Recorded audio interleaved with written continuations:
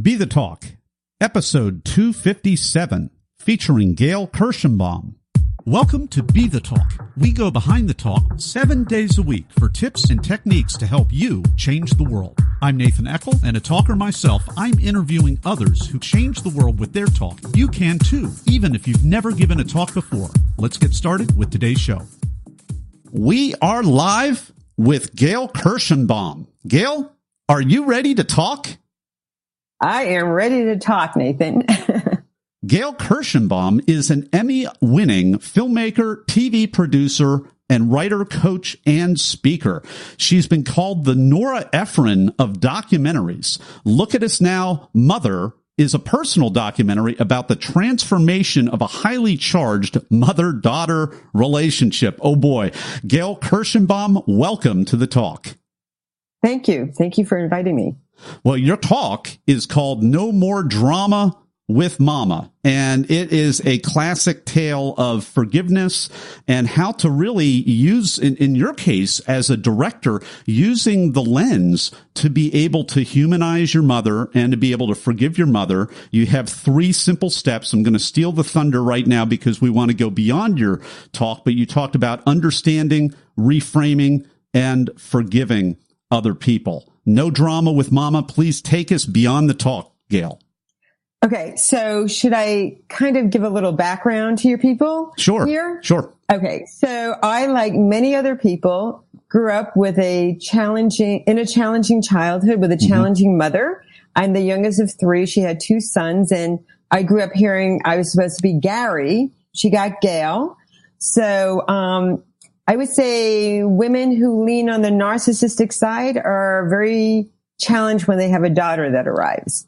Anyway, long story short, I was born a very sensitive and creative person. So I felt things very deeply. And by the time I was 16, the social worker said, you should get out of your house. And I did. I went to university very young. And that was the best thing I did because I wasn't coming home to the abuse that I faced. I went about my life. I had this great career. I actually eventually went into television, became a producer and a director, was behind the camera, and then started to emerge in front of the camera, first with a film I made about my dog that ended up with my dog, which ended up on HBO. And then my mother, who'd always wanted me to have a nose job, because you have to remember, I'm of an age, a time, a place, a group where having a nose job for a young woman was a rites of passage. And I did not want a nose job. And so this campaign kept on for decades. And to the point I had a sister-in-law that was having one. She said, Gayle, we have a deal, 2 for the price of 1. It's like, Mom, I don't want the nose job. Really? Yes. You negotiated with the surgeon. Well, she was figuring out ways to get me into that operating room. Well, she did wear me down, though. By the time I was middle-aged, I said, okay, Mom, you've always wanted to get me into the plastic surgeon's office. I will go to 3 plastic surgeons as long as I can have a camera crew along with me. And she couldn't care less about that. And what resulted was a funny little short film called My Nose about my mother trying to get me to have a nose job. Now, I actually made it for her, but it ended up in film festivals all over the world and essentially transformed my life because of the audience, because of the people that would stand in line after I got off the stage, because I'd be with other filmmakers. It was just a short. And they would say the same thing. I love your nose. Don't touch it. I can't stand your mother. How do you talk to her? I'm thinking you've hardly seen anything in this light, fluffy movie. And 3 is let me tell you my story. And Nathan, it wasn't always about a nose. It was about some sort of criticism or hardships or abuse they suffered as a child. And now they could be in their late 60s, 70s, whatever. Parent could be long gone and they're still holding on to the anger. A woman opened up her coat to show me her weight issues, attributing it to her long deceased mother. And that's when I said, whoa, I am not alone. It doesn't matter how rich, how famous you are, how much outward success you have. If you haven't forgiven that person who hurt you when you were a child, it's affecting everything in your life. So I turned to my mother, who at this point, as a senior elderly woman, had become very funny. She was not funny at all when I grew up, and was living a very happy life in Boca Raton, Florida. And I said, would you be willing to go on camera, in front of the camera, as we work on and resolve our relationship? And she went, sure. which I knew she would, because when My Nose played in Washington, D.C., we ended up on the cover of the Washington Post style section. And one of the many things my mother said, now I'm dating myself, is that my nose looked like the Indian on the Buffalo nickel. For any of those older folks out there, if you remember that coin. And she had a point. So there was my profile in front of the Indian's profile, which actually was right out of my movie, but they grabbed that screenshot. And the first line into the article was, if you have a mother like Gayle Kirschenbaum, you better get yourself into psychoanalysis. So Mom read it and she goes, great. Bad press is better than no press. I'm on the cover of the Washington Post. So when she agreed to do this film, which is called Look at Us Now, Mother, I knew I wasn't surprised. Now, I knew I had a gold mine, because today, as an elderly person who doesn't have children to worry about, she's become very funny. She lives in adult day camp in a gated community in Boca Raton, and she has the biggest social life I've seen in most people. And I'm a storyteller. I'm an open person. As I started to say, I felt tapped. I felt tapped to do this job. I felt like, I was given everything I needed. I'm open. I'm creative. I'm a storyteller. I have a huge archive. My father was shooting 8mm footage. And who else is going to do this? I had to do this to help people. So I set about making this film, and it ended up being the hardest and most difficult film I ever made, because I actually got sick making it. I found my childhood diaries, because as a storyteller, I was trying to figure out, how am I taking you back without sounding like a whining adult about their childhood. And I knew I'd been keeping diaries since I was a young person, where I drew, because I was always an artist, and found this box after 3 months of searching. And there it turned out, I sat down and read my diaries. And what happened was I relived them. So as an empath, which I'm an empath, which you understand, someone has a lot of empathy, I relived it and I felt it. And I actually developed an autoimmune illness, which is another story. And I was sick for 4 years and no doctor could help me. And I live in New York, great doctors, and I actually healed myself, which is something else I teach. So long story short, I finished this film, Look at Us Now, Mother, started playing the festivals, and I started seeing the reaction. I was so overwhelmed by the audience reaction and people coming to me, grabbing me, wanting to tell me their story, thanking me for mine.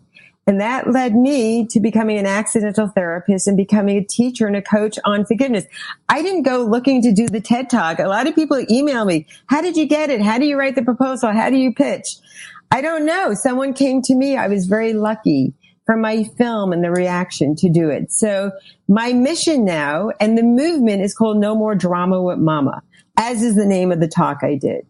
So the three main steps are understand, reframe, and forgive. And I just speak because I've been going a long time. Well, hey, we've been enjoying this talk with Gayle Kirschenbaum. Her talk is called No Drama with Mama, or No More Drama with Mama. We're going to hear a little bit more about her journey to the stage in just a moment for the Blitz Round. People ask, how could I start a 7-day-a-week podcast?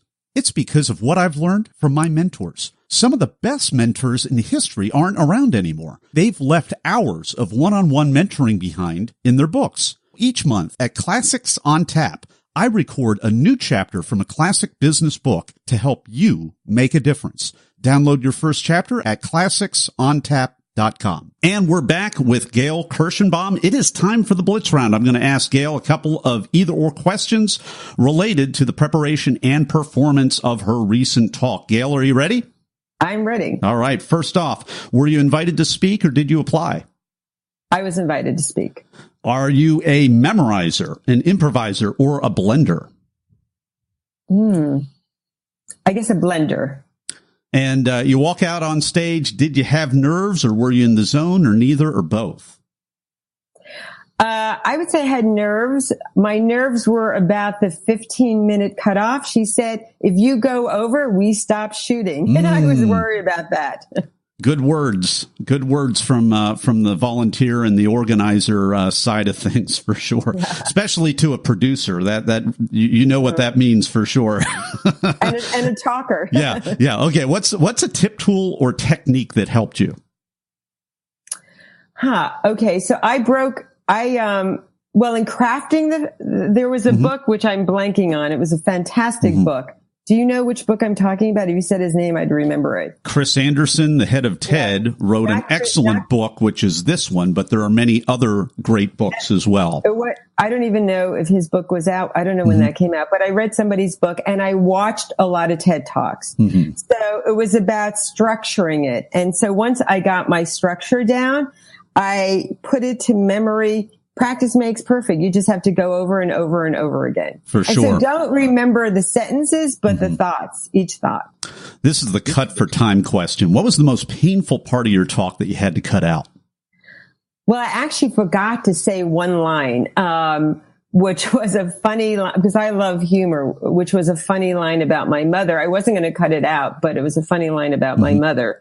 But I think I didn't feel like there was nothing painful. I felt like I was able to trim it and make it work, and I was content with it. Excellent. Yeah. Well, we've been talking to Gayle Kirschenbaum. Her talk is called No More Drama with Mama. If you want to see that talk, you can go and type that into YouTube, or you can go to our show notes page at BeTheTalk.com.